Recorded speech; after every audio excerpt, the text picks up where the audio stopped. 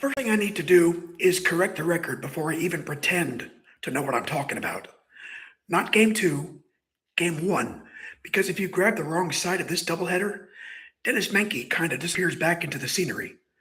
The whole point of doing this episode goes with him. The historical thing, the reason he gets his own chapter, and the reason this afternoon matters, beyond just another Astros road win, is that all that lives in the opener in game one. Houston carried a 5-3 lead into the ninth.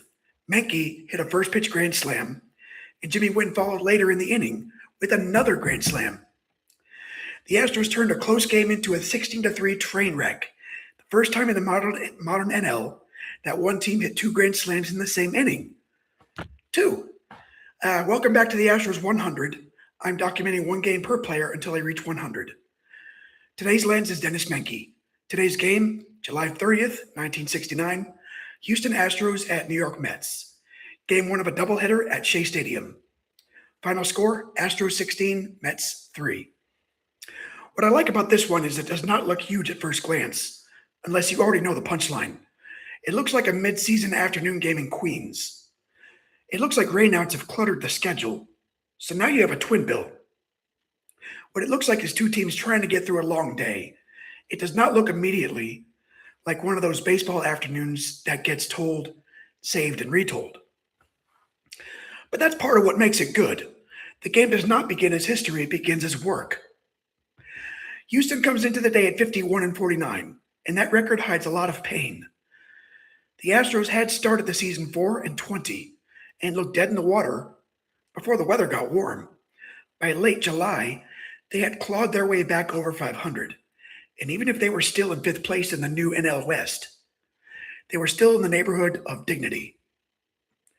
They finished the season at 81-81, not a pennant, but it's the first 500 season in franchise history.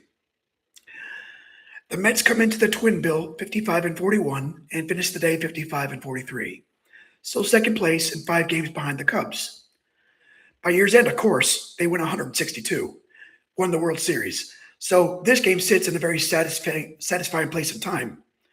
The Astros are already dragging themselves into serious contention, but the Mets, they're not yet fully preserved in amber as the Miracle Mets. The week around it gives the whole episode kind of a strange glow. The 69 All-Star game had been scheduled for July 22nd. Heavy rain shoved it back to the 23rd. Then Apollo 11 splashed down on July 24th, just 6 days before this game. So the country's still half looking at the moon.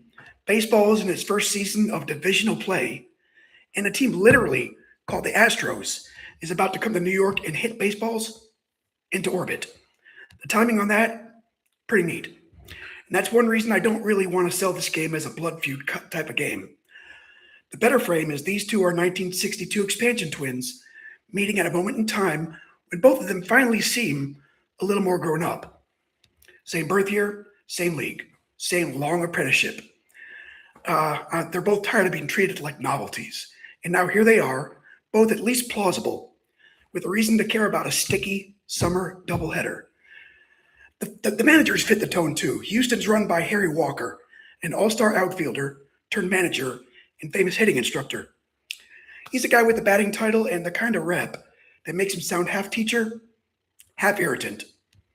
Meanwhile, New York is run by Gil Hodges. He's one of the most respected men in baseball. Of course, now he's in the Hall of Fame, and he's exactly the kind of steady, authority figure you want shepherding a volatile young contender.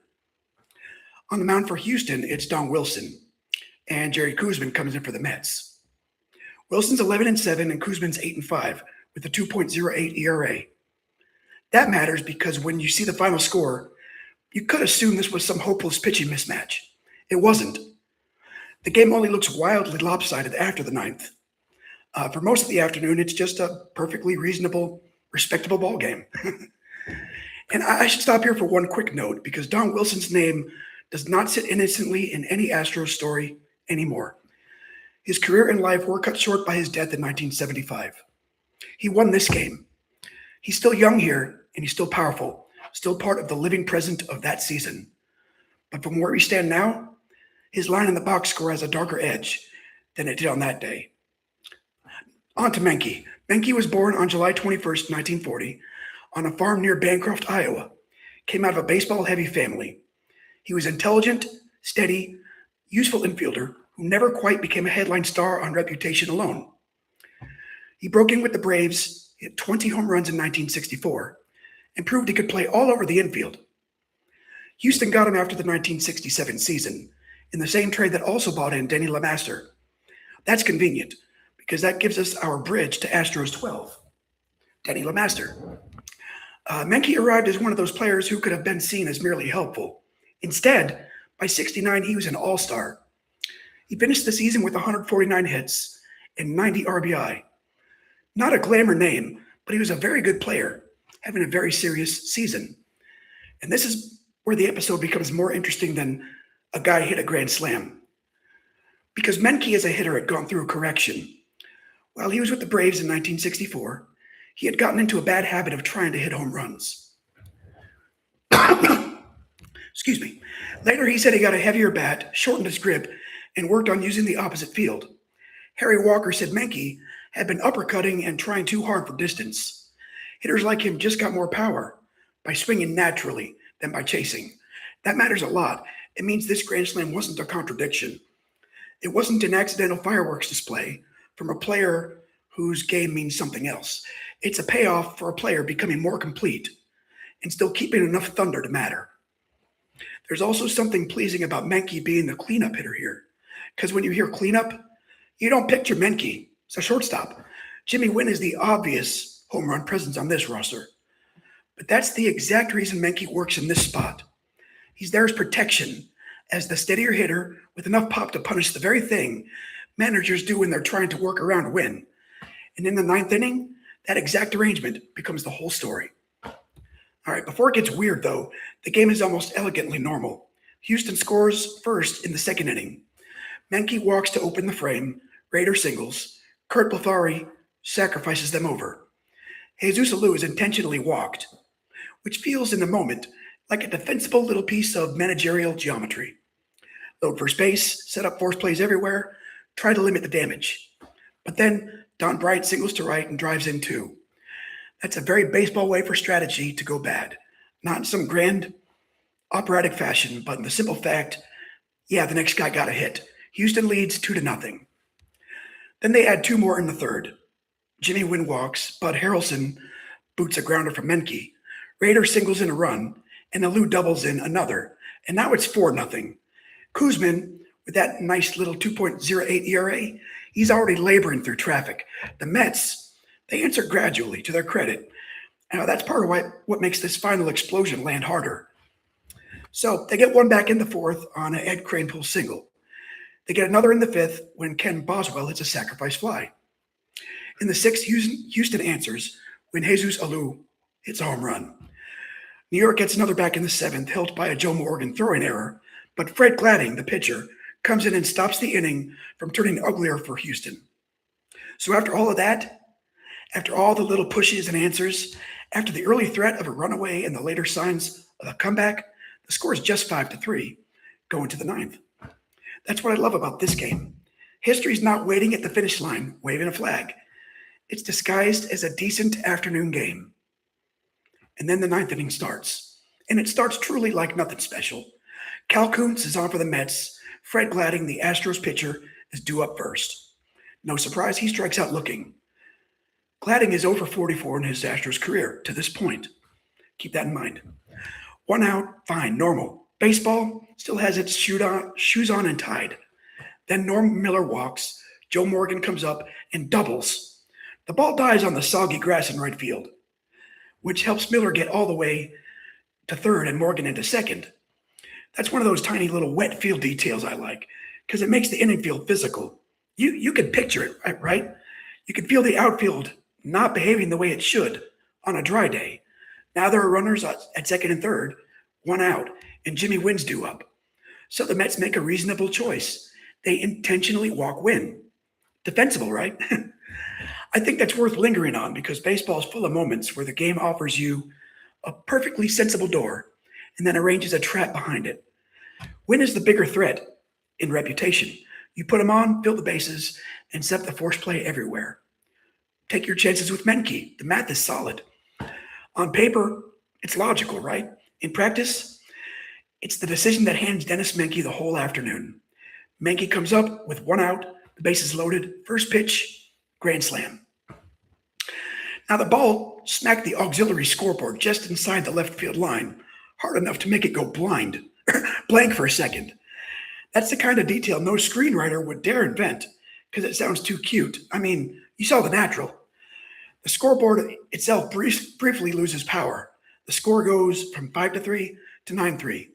The inning has changed categories, but this game is at the point where the game becomes something more than a signature swing. If it ends here, Menke still has an episode, but what happens next is what lifts this whole thing from a career highlight to a baseball oddity people still tell each other about 56 years later. Raider singles, Gil Hodges gets swapped out for Ron Taylor. Ron Taylor replaces Kuntz. And even before Ron Taylor's connected to Houston, he was a former Astro who became the Mets closer after two kind of crappy years in Houston. So now the Astros are not just battering the Mets, they're dragging an old Astro into the fight too. Blafari singles, Gary Geiger hits into force at home for the second out of the inning. Johnny Edwards walks, bases loaded again. Then the pitcher comes up, Fred Gladding. This is where the inning slips fully into comedy. Gladding had been hitless in 44 major league at-bats coming into this plate appearance. He's supposed to be the end of the inning. He's the pitcher. He's the sure out, except in this one moment, he bloops a single over third and drives in another run. The score moves to 10-3, and the inning keeps on breathing. That's a huge part of why this inning has such a strange texture. It's not just power.